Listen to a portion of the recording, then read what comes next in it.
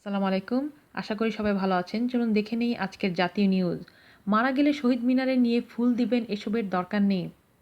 স্বাধীনতা যুদ্ধের সময় আব্দুল জব্বার হারমোনিয়াম গলায় ঝুলিয়ে সারা কলকাতার বিভিন্ন ক্যাম্পে ক্যাম্পে গিয়ে মুক্তিযোদ্ধাদের উদ্বুদ্ধ করেছেন। তখন স্বাধীন বেতারে করেছেন অসংখ্য গান। মুক্তিযুদ্ধ চলাকালীন সময়ে আব্দুল জব্বার পুরো ভারতে বিভিন্ন স্থানে গলায় হারমোনিয়াম ঝুলিয়ে গণসংগীত থেকে প্রাপ্ত ১২ লাখ টাকা স্বাধীন বাংলাদেশ সরকারের ত্রাণ তহবিলে দান করেছিলেন। তিনি স্বাধীনতার পদক, ২১শে পদকসহ বিভিন্ন আন্তর্জাতিক পদক অর্জন করেছেন। সেই কণ্ঠযোদ্ধা এখন মৃত্যুশয্যায়। ওরে নীল দরিয়া, তুমি কি দেখেছ কবু জীবনের পরাজয়, সালাম সালাম হাজার সালাম, ও জয় বাংলা বাংলার জয়, পিচ ঢালা এই পথটারে ভালোবেসেছি সহ অসংখ্য কালজয়ী গান আব্দুল জব্বারের গাওয়া। বর্তমানে আব্দুল জব্বারের কিডনির অবস্থা শোচনীয়, হার্টের ভালভ নষ্টসহ শারীরিক অবস্থা আশঙ্কাজনক।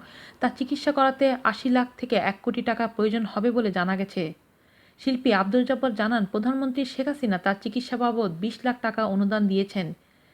এখনও এত বড় অঙ্কের টাকা কিভাবে জোগাড় হবে?